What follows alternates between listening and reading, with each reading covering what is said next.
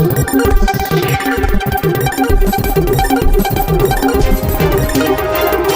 नमस्कार, मैं डॉक्टर उमेश कुमार और आप सब देख रहे हैं न्यूज़ बिहार एनी टाइम। अभी चर्चा है बजट पर, आम बजट पर बहस। जी हाँ, हम आपको रूबरू करवाने चाहते हैं अपने सरैया प्रखंड के कुछ विशेषज्ञों से। साथ में हमारे साथ उपस्थित हैं वैशाली के कुछ विशेषज्ञ। हम परिचय करवाते हैं तिरहुत शोध एवं विकास प्रतिष्ठान, आह्वान न्यूज़ प्राइवेट लिमिटेड, दैनिक हरिपुर डेली न्यूज़पेपर एवं वैशाली डायरी के संस्थापक प्रकाशक मनीष कुमार सिंह जी वैशाली से हैं।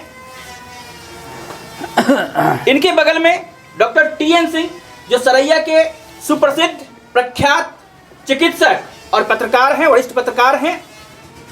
आप डॉक्टर प्रोफेसर दामोदर प्रसाद सिंह जी जो आम जन पार्टी सेकुलर के संस्थापक हैं, और उनके बगल में रत्ती भगवानपुर वैशाली निवासी रविंद्र प्रसाद सिंह जी जिनका बहुत योगदान है, खेलकूद के क्षेत्र में बहुत व्यापक काम करते हैं। तो हम जानना चाहेंगे कि सरकार के द्वारा जो आम बजट पेश किया गया है 2023 ईस्वी का, बड़ी चर्चा हो रही है सभी चैनलों में। न्यूज़ बिहार एनी टाइम पर हमारे आज के विशेषज्ञ क्या बताते हैं, समझना चाहते हैं, और आपकी राय भी हम जरूर जानना चाहेंगे। आप हमारे कमेंट बॉक्स में अपना विचार जरूर साझा करेंगे, और यदि ये विचार अच्छी लगे तो अधिक से अधिक साझा करेंगे, शेयर करेंगे, कमेंट करेंगे। तो सबसे पहले स्वागत करते हैं हम खेल कूद के विशेषज्ञ, हमारे बीच रविंद्र प्रसाद सिंह जी हैं। तो ये बताएंगे कि किस प्रकार का बजट है और कैसे खिलाड़ियों को ये लाभ पहुंचाएगा और क्या असर होगा। तो सबसे पहले जानते हैं रविंद्र प्रसाद सिंह। इस बजट में खिलाड़ियों के लिए कुछ नहीं आया। हम लोगों ने उम्मीद किया था, पहले खिलाड़ियों को रेल में कंसेशन मिलता था, आने जाने में सहूलियत थी, इससे टूर्नामेंट वगैरह बहुत होता था। अब बहुत पैसा खर्च हो रहा है और राहत नाम का कहीं चीज़ नहीं मिला। रेल के लिए हम लोग को रेल बजट में उम्मीद करते थे कि कुछ राहत मिलेगा, मगर नहीं मिला। दूसरी ओर इस बजट में 50 एरोड्रम का हुआ है कि नया बनेगा, और जबकि सरकार के पास एक भी हवाई जहाज नहीं है। तो क्यों बनेगा, किस लिए बनेगा? किसान का जमीन एक्वायर करके होती थी, उसको लोग बर्बाद करेगा। जी, आपने सुना कि किस प्रकार से खिलाड़ियों के क्षेत्र में उनके अधिकार और उनके कल्याण के लिए किस प्रकार से योजना बजट में कटौती की गई है और कुछ भी नहीं है, निराशाजनक ये बजट है, ऐसा बता रहे हैं रविंद्र प्रसाद सिंह जी। साथ में ये इन्होंने कहा कि हवाई अड्डा के विकास के लिए भी जो 50 नए हवाई अड्डा विकसित किए जाने की बात है, पुरानी जो घोषणा थी वो हवाई अड्डा तो चालू नहीं हो पाया, और नई हवाई अड्डा आप बना करके क्या करेंगे। इनका यह भी कहना है कि हवाई जहाज भी आपके पास है नहीं, तो फिर हवाई अड्डा बनाकर करेंगे क्या, बाद में बेचेंगे, गरीबों के पैसे से, टैक्स से हवाई अड्डा बनाएंगे और मुनाफा अपने दोस्तों को लेते हुए साझेदारी करेंगे। तो इस तरह रविंद्र जी का ये विचार था। हम आपको जानकारी देना चाहते हैं कि किस प्रकार से मनीष जी अपने विचार को साझा करते हैं, क्या बजट पर इनका प्रतिक्रिया है, कुछ बताएंगे। देखिए, बजट भारत में लगभग 75 बार से ज़्यादा आ चुका है, और इन 75 सालों में भी अगर आप देखेंगे तो बजट सिर्फ एक खिलौना है, राजनीतिक संसदीय खिलौना है। बजट जो पेश करने वाले हैं और जो सरकार होती है वो आज तक अपने बजट के अनुसार कोई भी काम नहीं करती है।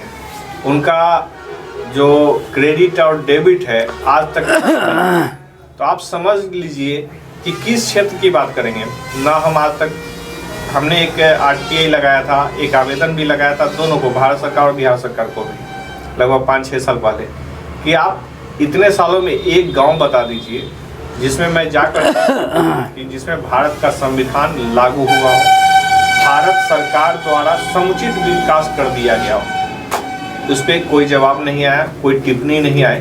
तो आप बजट आगे भी 1-2 साल पेश होता रहेगा, शायद लाखों साल पर बजट आए, लेकिन बजट का परिणाम धरातल पे कुछ भी आने की संभावना नहीं नज़र आती है।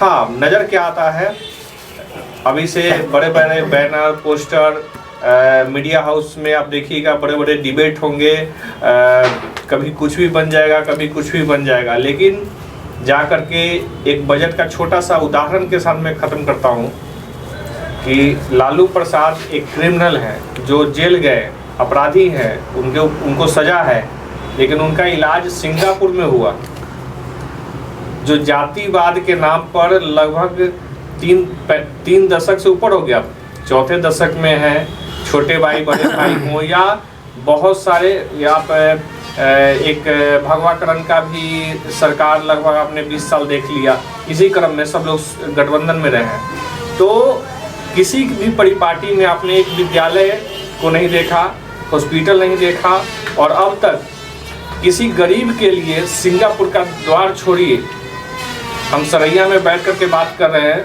आप जहाँ पे रिकॉर्डिंग कर रहे हैं उसके बाहर मैं देख रहा हूँ कि काफ़ी ऐसे लोग हैं जो बीमार हैं, उनको मुजफ्फरपुर तक जाने के लिए पैसा नहीं है।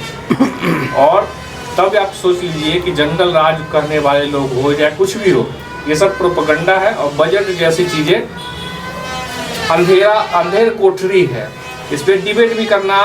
लेकिन मनीष जी कह रही है ये सरकार की 5-5 लाख के आयुष्मान भारत कार्ड योजना के तहत सबको लाभ पहुंचाया जा रहा है। बिहार सरकार ने भी घोषणा कर दी कि जिनका छूटा हुआ है केंद्र सरकार के लिस्ट में नाम, उनको बाकी छूटे हुए लोगों को भी हम शामिल करेंगे। तो ये राज्य सरकार, भारत सरकार सबको स्वास्थ्य, सबको शिक्षा, सबकी स्वच्छता, सबकी पारदर्शिता के साथ भागीदारी और लोकतंत्र की मजबूती। एक तरफ वो कह रहे हैं कि हम संविधान, भारत माता की कसम खा करके अच्छा कर रहे हैं, दूसरा कह रहा है संविधान खतरे में है, संविधान को बचाने की जरूरत है। तो ये बजट क्या लगता है कि इस बार का संतुलित है, सुनियोजित है, और या फिर लोक लुभावन है, चुनावी है, कैसा है? आप देखिए, कभी भी ये सब जो आपने लोक लुभावन चुनावी जो कर रहे हैं ना, ये सब कुछ नहीं होता है।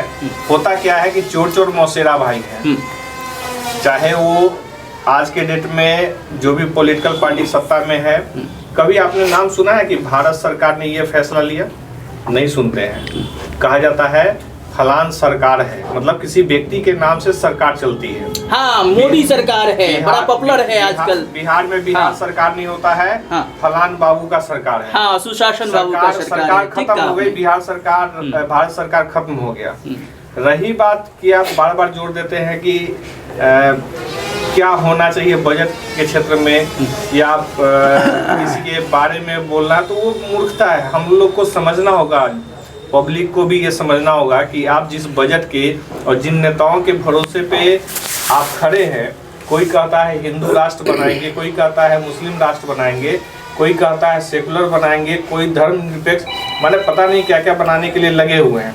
लेकिन कोई यह नहीं कह रहा है कि मैं एक शिक्षा नीति लागू करूँगा, एक स्वास्थ्य नीति लागू करूँगा। सड़क वैशाली जिला में, मुजफ्फरपुर, या कहा जाए कि बिहार में मुझे एक भी NH, नितिन गडकरी अच्छा काम करते हैं, लेकिन मुझे एक भी NH जो उनका मानक है उस पर मुझे बता दें। नहीं, कुछ लोगों ने कहा डॉक्टर रघुवंश बाबू जी ने भी अच्छा काम किया था। तो अभी तो जितने राजनेता आ रहे हैं, नई शिक्षा नीति ला रहे हैं, नई तरह का, तो आप उन सबसे असहमत हैं क्या? ऐसी बताइए, 2020 शिक्षा नीति 2023 चल रहा है, कहाँ है? यानी कि सरकार दिमाग से पैदल है। भारत का प्रधानमंत्री, जिसके नाम पे 56 इंच का सीना कहा जाता है जी, उसको जानवर से संबोधित करते हैं लोग कि 56 इंच का सीना, और कौन सा शेर उड़ बोलते हैं, तो मैं जानवर ही समझता हूँ, आदमी नहीं है। तो आप उम्मीद मत रखिए, मैं उम्मीद नहीं रखता हूँ। मैं एज ए जर्नलिज्म में, और क्योंकि जर्नलिज्म में तो मैं 15 साल से हूँ, लेकिन मेरी उम्र 37 साल हो गई। 18 साल से इनकम टैक्स पेयर हूँ मैं इस देश का। तो राष्ट्रवाद की परिभाषा नरेंद्र मोदी तो नहीं समझा सकते हैं, पहला चीज। क्योंकि पत्रकारिता मैं 3 साल 4 साल बाद शुरू किया हूँ, जब मैं टैक्स भरना शुरू किया था। जन्म लिया तो भारत का नागरिक था। मैं जन्म जिस लोकसभा में लिया हूँ वह मेरे जन्म से लगभग 10 साल पहले से आरक्षित है, और आज तक 50 साल से ऊपर हो गए, और मैं आरक्षित लोकसभा का सदस्य हूँ। जबरदस्ती कहता है भारत का संविधान कि हम दूगो देंगे एक जाति का लोग, और दिन भर नेता, चाहे नरेंद्र मोदी हो या नीतीश लालू हो, या जो गठजोड़ है पूरे देश का राजनीति का, वो दिन भर कहते जातिवाद नहीं होना चाहिए, धर्मवाद नहीं होना चाहिए। लेकिन ये जातिगत समीकरण, जनगणना करवाएंगे, जातिगत फलान करेंगे, फॉर्म भरवाएंगे तो जाति कहेंगे। नरेंद्र मोदी जब हारने लगते तो कहते हम बनिया के बेटा हैं। हिंदू शब्द नरेंद्र मोदी के मुंह से कब सुनते हैं? बिल्कुल सही आपने कहा मनीष जी की भारतीयता भी नहीं होती है उनके अंदर। अलग अलग तरीके से लोग समीकरण बना रहे हैं, कोई दलित, महादलित, कोई अग्रा, कोई पिछड़ा, कोई जाति, खंड खंड में बांट रहे हैं, और रिजल्ट होती है क्या? धाक के वही 3 पात।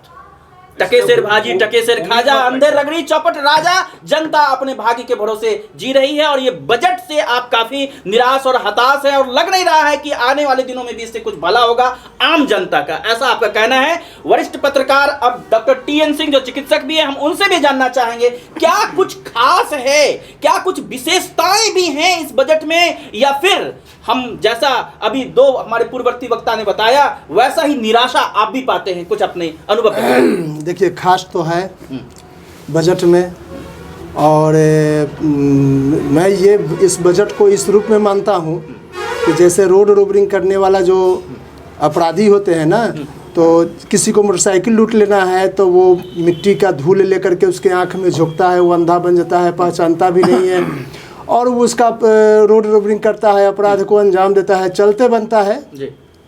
ठीक उसी तरह से ये लुटेरी सरकार जनता को आंख में इस बार धूल नहीं बल्कि मिर्ची का पाउडर डाल करके लूटने की योजना बना रही है। क्या बात, आपने खूब कहा कि धूल नहीं मिर्ची का पाउडर झोंकी गई है इस बार सरकार के द्वारा। आपको प्रमाण सहित मैं बताना चाहूँगा कि कृषि क्षेत्र में 5% की कटौती कर दी गई, जबकि भारत कृषि प्रधान देश माना जाता है। वहीं आपको जानकर के हैरत होगी कि प्रधानमंत्री फसल बीमा योजना में 12% की कटौती कर दी गई। कटौती। फिर किसान योजना में 13% की कटौती। और तो और जिसको पूरे देश में मनरेगा के नाम से जानते हैं, देश मनरेगा के माध्यम से देश और विकसित होता है, देश के गांव गली विकसित होता है, हितकारी योजना है, उसमें 13,000 करोड़ की कटौती की गई है। क्या बात? 13,000 करोड़ की कटौती की गई है। तो आपने कहा कि इसमें क्या खास महसूस करते हैं? खास है, बहुराष्ट्रीय कंपनियों के लिए पूरी की पूरी संभावनाएं ये मोदी सरकार खोल दी है। आओ, हम लूट रहे हैं, तुम भी आकर के लूटो। इस विषय को लेकर के अब आपको जानकर ये भी हैरत होगी कि शिक्षा के क्षेत्र में कोई बजट नहीं है, उनका कोई माइक्रो प्लान नहीं है, उनका कोई रोड मैप नहीं है शिक्षा के क्षेत्र में। यहाँ तक कि ये सुने जा रहे हैं और जानकारी हो सभी आम जनता को आपके चैनल के माध्यम से कि जो सरकारी विद्यालय है उस विद्यालय को भी ये गिरवी रखने का काम, यानी उसको निगमीकरण करने का काम ये इनका माइक्रो प्लान में है। तो सोच सकते हैं कि किसान और मजदूर से देश चल रहा है। किसान मजदूरों के बजट में कटौती, उनके बच्चों के शिक्षा में किसी तरह की कोई बजट में बढ़ोतरी नहीं होना, मतलब क्या है कि देश को एकदम से रसातल में भेज देना है। ये हालात है। इसलिए आपके चैनल के माध्यम से हम आम जनता को, किसान भाई को, मजदूर भाई को आह्वान करना चाहते हैं कि भाई आंख खोलो, अभी भी खोलो, और अंग्रेज़ों की तरह जो ये लुटेरी सरकार है इसको पहचानो और इसके खिलाफ जबरदस्त एक जन आंदोलन का निर्माण करो। अभी भी कुछ बिगड़ा नहीं है, अभी जब जागो तब सवेरा, ऐसा आह्वान के साथ डॉक्टर टीएन सिंह ने कहा कि किस प्रकार से जनता को जागना चाहिए और ये बजट उनके लिए हितकारी नहीं है। हम जानना चाहेंगे कि आज हमारे बीच उपस्थित है एक महत्वपूर्ण अर्थशास्त्री डॉक्टर प्रोफेसर दामोदर प्रसाद सिंह जी, जो आरएन कॉलेज हाजीपुर में व्याख्याता भी रहे हैं, प्राध्यापक भी रहे हैं। क्या कुछ लोग बता रहे हैं कि शिक्षा के बजट में कटौती हुई है, स्वास्थ्य के बजट में भी कटौती हुई है, और बहुत सारी बुनियादी सुविधाएं जो जनता को मिलना चाहिए उन सब की हकमारी हुई है। महिलाओं के लिए, युवाओं के लिए क्या खास है, उद्यमियों के लिए क्या खास है? चूंकि एक आप अर्थशास्त्री हैं, उन सब दृष्टिकोण से भी आप बताएं, और साथ में आप आम जन पार्टी के संस्थापक भी हैं सेकुलर के, तो क्या आपकी पार्टीगत विचारधारा है ये भी आप बताएंगे। पहले आम विश्लेषण करेंगे अर्थशास्त्री के हिसाब से। बजट एक व्यक्ति का, एक परिवार का, एक समाज का और देश का भी होता है। बजट का मतलब एक व्यक्ति, एक परिवार का अगर एक महीना में 10,000 इनकम है तो वो 10,000 को जो है वो इस प्रकार से बांटेगा कि उसका जो है परिवार का विकास हो। तो ये छोटी बात है। बड़ी बात है राष्ट्र का बजट। तो राष्ट्र का बजट में देखना चाहिए कि राष्ट्र को किस बात की ज़रूरत है, राष्ट्र का धन कहाँ कहाँ खर्च होना चाहिए, और इस प्रकार से खर्च करना चाहिए ताकि देश जो है अभी तक हमसे आगे, चीन और जापान आगे बढ़ गया, जबकि जापान पर 2 अणुबम गिरा, भारत पर एक भी अणुबम नहीं गिरा, लेकिन अभी तक जो है ये विकासशील राष्ट्र माना जाता है।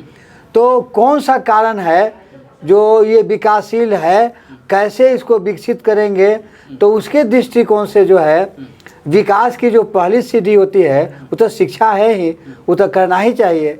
साथ साथ ये जो गरीबों का है स्थिति उसको ऊपर उठाना पड़ेगा, और जो टैक्सेशन है तो जो अमीरों पर लगाया जाता है वो तो ठीक है। ऐसे ये बजट जो है तो व्यापक, लेकिन 1952 से लेकर आज तक जो है आप सर्वे कीजिए विभिन्न बजटों पर, तो एक पारिवारिक बजट होता है तो वो 1 महीना का करता है, तो देखता है कि हम जो इनकम मेरा आया वो कितना हम इस महीना में सफल रहे। लेकिन भारत के बजट की सफलता की बात तो यहाँ के राजनीतिकों के दिमाग में आता ही नहीं है। ये बजट की बात होती है, लेकिन ये एक साथ समाप्ति होने के बाद कोई सरकार ये कहाँ ब्रॉडकास्ट करता है कि किस किस चीज़ में हम सफल हुए और किस किस चीज़ में हम फेल कर गए। ये तो जो है 1952 से आज तक कोई सरकार नहीं करती है, वो छिपा लेती है। तो ये व्यापक तो है, लेकिन कितना ठोस होगा इस साल के अंत तक वो तो भगवान जाने, चाहिए नेता जाने, जनता तो नहीं जान पाएगी। जनता जो है, ऑडिट भी नहीं होता है, ना तो सामाजिक अंकेक्षण होता है, ना ही कोई आर्थिक विश्लेषण बाद में समीक्षा करते हैं इसका। और जनता जो है वो बहुत शिक्षित नहीं है भारत का।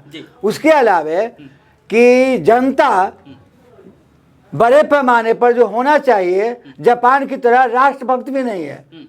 मुस्लिम है तो अपने धर्म के प्रति भक्ति रखता है, हिंदू है तो अपने परिवार के प्रति रखता है।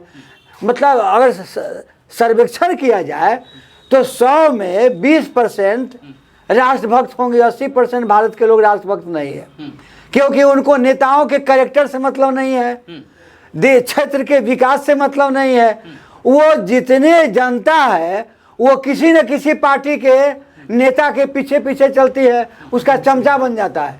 वो उसका जो है जागरूक जनता नहीं है यहाँ पर, जो किसी नेता के सामने जो है खड़ा होकर बोले। अभी कुछ बात हो रही है, जब समाधान यात्रा में घूमते हैं तो टीवी पर देखने को मिला कि नहर में पानी नहीं आ रही है। तो यहाँ तो बिहार का नहर ऐसे ही रहता है, उसमें पानी आ जाएगा तो बिहार का नहर तो उसमें गुण हो जाएगा। तो ये बिल्कुल सही याद दिलाया आपने। मेरा भी घर यहाँ पर जहाँ हम रहते हैं बगल में एक नहर गुजरती है, और कई बरसों से किसान माथे पर हाथ धोकर पीटते रहते हैं सर कि यहाँ नहर में पानी नहीं आती है, गेहूं का फसल आ गया है, और वहां पर निजी नलकूप से वो लोग सिंचाई किए हैं। तो नहर कोसी परियोजना हो या फिर गंडक परियोजना हो, सबका सब बिहार में ध्वस्त है, और पूरे देश की भी लगभग यही खास्ता हाल है। तो ये आर्थिक बजट, जो सामाजिक बजट, जो आम बजट पेश किया गया है, आपके पार्टी के विचारधारा के हिसाब से एक पंक्ति में अगर कहा जाए तो क्या कहेंगे आप? संतुलित है, असंतुलित है, ठीक नहीं है? ये व्यापक है लेकिन ठोस नहीं है। ठोस नहीं है, बिल्कुल सही। एक और बड़ी बात, मजेदार बात, आपका जन्म तिथि, जन्म वर्ष कौन सा है? 1/1/1952। 1952। और प्रथम चुनाव कब हुआ था भारत में? उसी में 1952 में। हाँ। यानी आपके साल कितने हैं? 71वां। और ये बजट जो पेश किया गया है वो है 71वां। तो अब आम बजट में और आप में एक समानता तो है। इसके लिए आपको बहुत बहुत बधाई कि 71 साल, 75 वर्ष आजादी के बीते और 73 वर्ष गणतंत्र के, और ये 71वां बजट और 71वां साल आप जी रहे हैं। चलिए, हम उम्मीद करते हैं कि आपकी लंबी आयु होती रहे और बजट जो हमारा आगे आए उसका आप इसी तरीके से विश्लेषण करते रहे, हमारी जनता को जागरूक करते रहे, समझाते रहे, और अपनी पार्टी के माध्यम से अधिक लोगों तक जागरूकता फैलाएं। हम एक चीज जानना चाहेंगे डॉक्टर टी.एन. सिंह सर से। आप मुजफ्फरपुर जिला निवासी हैं, बाकी लोग तो वैशाली के हैं और बाहर के हैं, और मैं मुजफ्फरपुर में कुछ दिनों से रह रहा हूं। जब मैंने यहां पर गांव-गांव में घूमा और जनप्रतिनिधियों से बातचीत की, मेरे दिल में एक कचोट बहुत ही जोर से लगी जी। और इस बजट ने मुझे उस घाव को और तीव्र कर दिया है, जोरदार कर दिया है। उस पर मरहम कुछ आप लगा सकते हैं तो लगाइए कि क्या उपाय हो सकता है। मैंने सुना कि मनरेगा, शिक्षा, स्वास्थ्य सब में बजट घटा है, लेकिन प्रधानमंत्री आवास योजना का बजट बढ़ा है। ऐसा आंकड़े बता रहे हैं कि उसमें इजाफा हो गया है। मुजफ्फरपुर जिला, पूरा का पूरा जिला, सभी प्रखंड प्रधानमंत्री आवास योजना बंद है, उससे वहां के जनता लाभार्थी लाभुक वंचित हैं। और पिछले कई वर्षों से, आप मुजफ्फरपुर निवासी हैं, एक जागरूक पत्रकार हैं, तो इसकी क्या वजह है और कैसे लोगों को अपना हक लेना चाहिए, क्योंकि पूरे भारत में ये योजना चल रही है और ये बहुत उपयोगी है गरीबों के लिए, मजदूरों के लिए, किसानों के लिए और जो लाभार्थी हैं उनके लिए। पहले ये इंदिरा आवास योजना के नाम से चलती थी, नरेंद्र मोदी जी की सरकार ने इसको प्रधानमंत्री आवास योजना कर दिया और पिछले कई वर्षों से मुजफ्फरपुर जिले में एक भी लोगों को ये योजना नहीं मिल रही है, इसका लाभ नहीं मिल रहा है। क्या कहना चाहेंगे आप? इस बजट का लाभ भी इस वर्ष भी नहीं मिलेगा, इसके लिए जिला पदाधिकारी कौन गुनाहगार हैं या प्रखंड विकास पदाधिकारी, यहाँ के लोग, यहाँ के जनप्रतिनिधि और आप पत्रकार बुद्धिजीवी क्या कर रहे हैं, कैसे शांत बैठे हुए हैं? कुछ अपनी प्रतिक्रिया दें। सर, मैं पहले ही आपको बताया हूँ कि ये आँख में मिर्ची, जनता के आँख में मिर्ची झोंक करके और लूटने का काम, देश के संपदा को लूटने का काम ये नरेंद्र मोदी की सरकार कर रही है। ये प्रधान नाम सब जगह नाम केवल बदला जा रहा है। कौन स्टेशन का नाम क्या हटा करके क्या कर दिया गया, कौन दीनदयाल उपाध्याय स्टेशन तो क्या क्या, तो इसमें केवल इनके शासन में सभी चीज़ों का नाम बदला जाता है, लेकिन काम में बदलाव हो तब तो। रही बात प्रधानमंत्री आवास योजना की, जहाँ तक बात है, ये तो योजनाएं अभी तक बंद है, लोगों को लाभ मिल नहीं रहा है और लोगों के गरीब तबके जो निचले पायदान पर है, समाज के सबसे निचले पायदान पर है, उन लोगों के आंख में मिर्ची झोंक झोंक करके, और ये इनको सिर्फ तो सिर्फ चाहिए कुर्सी चाहिए, दूसरा कुछ नहीं। जनता जाए भाड़ में, जनता से लेना देना नहीं। क्या कर रहे हैं मुजफ्फरपुर जिले के इतने सारे एमएलए हैं, दो सांसद हैं, राज्यसभा है, जिला परिषद है, मुखिया जी हैं, पंचायत समिति हैं, प्रमुख हैं, और आप जैसे बुद्धिजीवी पत्रकार कर क्या रहे हैं? आंख में धूल कोई झोंकता रहे और हम अपनी बचाव ना करें, हम अपनी सुरक्षा ना करें, आखिर शांत कैसे बैठी है जनता? कौन जागरूक करेगा इन्हें? बहुत बेहतर बात बताया सर आपने। जनता को जागरूक होना पड़ेगा और जनता जब तक जागरूक नहीं होगी, जनता के पास इतनी शक्ति है कि 7 समुंदर पार से आए हुए अंग्रेजों को सोटा जब उठाया तो वो भाग चला। लेकिन बड़ी दुख के साथ कहना पड़ रहा है कि वो जो अंग्रेज शोषण कर रहा था हमारे देश को, आज अंग्रेज के जगह पर गोरी चमड़ी चली गई। ये काली चमड़ी वाले जो हैं, ये चंद पूंजीपति जिसका हिमायती करते हैं, जिसका मैनेजर नरेंद्र मोदी हैं, वो प्रधानमंत्री मैं उनको नहीं मानता हूँ, वो अडानी अंबानी के मैनेजर हैं और मैनेजर के पद पर रहते हुए अपने आका का खजाना भरने का काम कर रहे हैं, न कि जनता के हिफाजत की बात करते हैं। केवल नाम दे देने से कुछ होता नहीं है। हम कह दें कि ये बिल्कुल ये स्वर्गपुर, इसको हम कर सरैया को हम स्वर्गपुर नाम रखेंगे, स्वर्गपुर, तो सभी लोग स्वर्ग का अनुभव करना शुरू कर देंगे।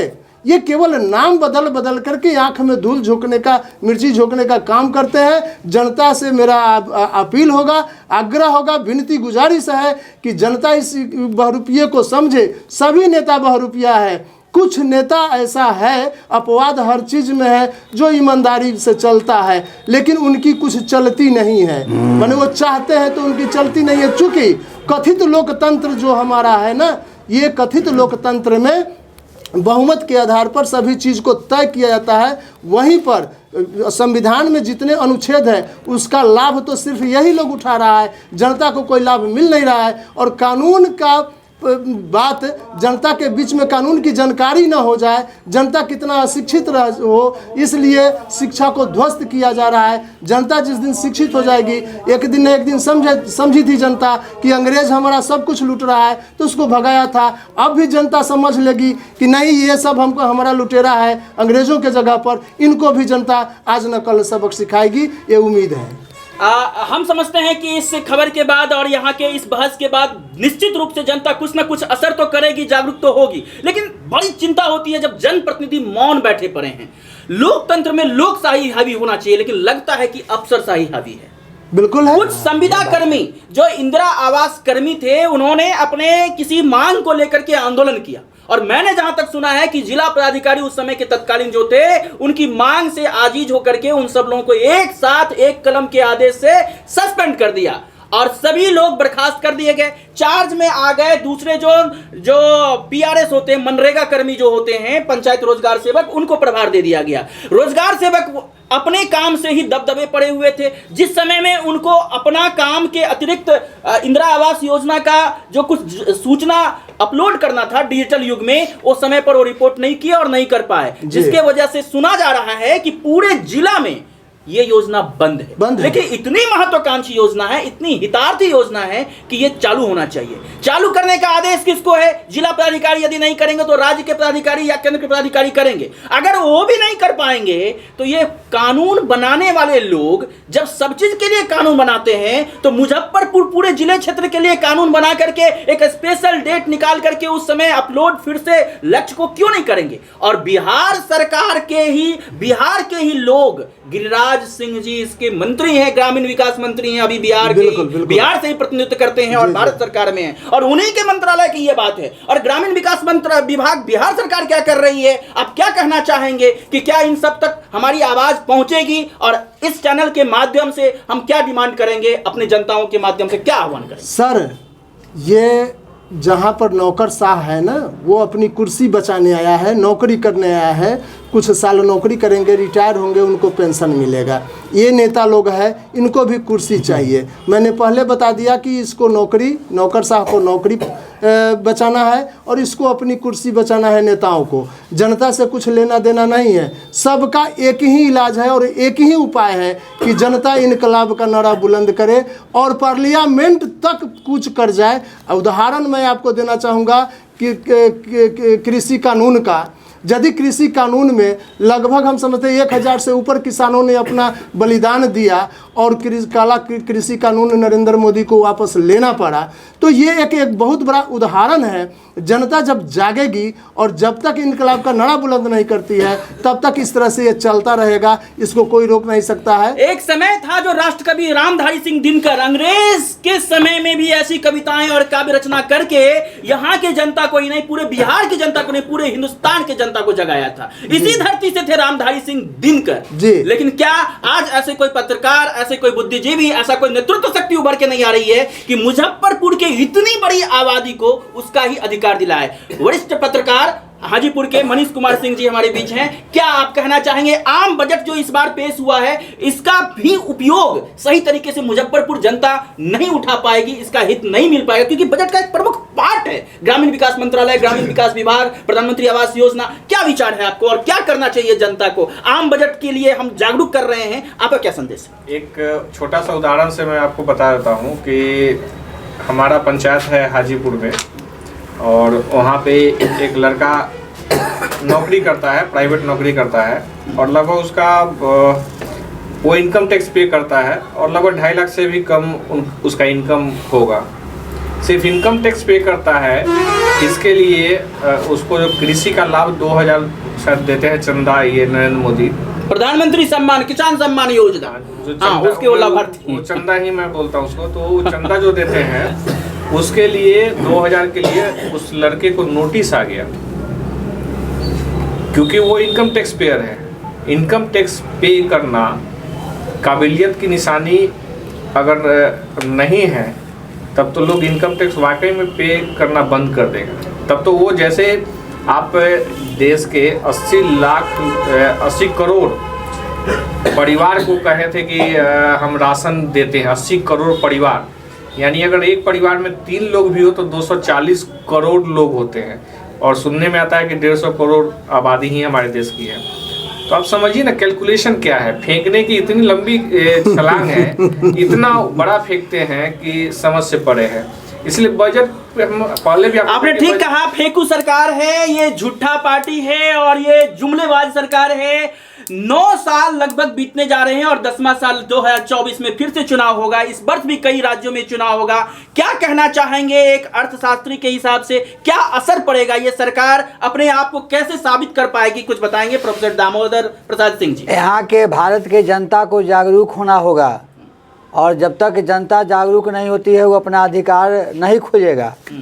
और यहाँ पर स्थिति ऐसी है कि आप गांव हो चाहे शहर हो, लगता है कि सारा आबादी ही राजनीतिक हो गया है। हाँ, कोई उस पार्टी में है, कोई उस पार्टी में है, कोई उस पार्टी में है, और देश के पार्टी में कोई है ही नहीं। आपने ठीक कहा, देश का जो विकास होता है, पक्ष और विपक्ष खोजते हैं, कभी इस पार्टी में कभी उस पार्टी में। तो क्या लगता है इस पक्ष और विपक्ष से इतर कोई एक स्वच्छ पार्टी, एक स्वच्छ नेतृत्व उभरेगा, ऐसा कुछ उम्मीद करते हैं? कोई रोशनी दिख रही है ऐसे? स्वच्छ पार्टी तब बनेगी जबकि कोई स्वच्छ व्यक्ति पार्टी में आएगा। यहाँ पर जो दबंग होता है, जो पैसा वाला होता है, तो वो तो नेता बनता है।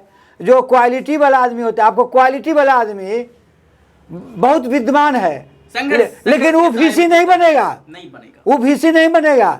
वीसी जो है सरकार का ये चमचा बनेगा। ये चंद्रशेखर जी आए हैं तो पढ़ाई लिखाई को बिहार के अच्छा काम करके नाम कमाते हैं ना, ये विवाद कमा रहे हैं। तो ये कैसे कॉलेज के टीचर रहे हैं जो ये शिक्षा के लगता है कि क्लास ठीक से नहीं कर पाते थे, क्या परिश्रमी नहीं थे। तो ये जो व्यक्ति अच्छा होगा और पार्टी में जाएगा तो पार्टी अच्छा होगा। तो यहाँ तो पूरा पार्टी के लोग ही भांग पी करके जो है सड़क पर सोया हुआ है। यहाँ तो अच्छे लोगों की बहुत कमी है। एक तरफ भांग पिया जा रहा है, दूसरी तरफ घंटी बजाई जा रही है और थाली पीटा जा रहा है। इस तरह के माहौल है यहाँ। आपकी पार्टी आम जन पार्टी सेकुलर के 3 मंत्र हैं, स्वच्छ भाव, स्वच्छ विचार, स्वच्छ कर्म। तो क्या लगता है कि बिहार की इतनी बड़ी आबादी को आप अपनी पार्टी की मैनिफेस्टो समझा पाएंगे और आने वाले आसन विधानसभा और लोकसभा चुनाव में आपकी पार्टी कुछ अच्छा प्रदर्शन करेगी, ऐसी उम्मीद? लगभग 10 वर्ष पहले एक सभा में जबकि हरिनारायण जी जो है शिक्षा मंत्री थे, तो मैंने कहा था कि अगर सरकार हमारी बात माने तो 5 साल में बिहार को हम केरल कर्नाटक बना देंगे शिक्षा के मामले में। यहाँ काम कहाँ कोई कर रहा है? पूरा सचिवालय जो है भोगी हो गया है, पदाधिकारी भोगी हो गया है, मास्टर भी 50% से ज़्यादा भोगी हो गया है। तो जोगी किसको बनाएगा? सब तो भोगी हो गया। चलिए, भोगी और योगी के बीच में सभी लोग रोगी हो गए हैं, ऐसा आप कह रहे हैं। लेकिन अब हम लोगों को कुछ न कुछ इस चर्चा को लगातार बनाए रखना है और आगे 1 सप्ताह तक हम आम बजट पर आम चर्चा करते रहेंगे। हम फिर आपको मिलवाएंगे और भी कुछ विशेषज्ञों से, उनके राय को भी साझा करेंगे। फिलहाल आज की चर्चा में आपने जो कुछ समझा, जो कुछ सीखा और जो कुछ आपके विचार हैं, कमेंट बॉक्स में कमेंट करेंगे और अधिक से अधिक लोगों तक फैलाएंगे ताकि हमारी इस चर्चा के विचार आगे तक भी पहुंच सके और जो देश के राजनीति करने वाले लोग हैं, जो नीति निर्धारक लोग हैं, जो प्रख्यात पत्रकार और बुद्धिजीवी चिंतक हैं, उन तक भी ये विचार जा सके, साथ ही आम लोग भी कुछ जागरूक हो सके। इसी आशा विश्वास के साथ धन्यवाद।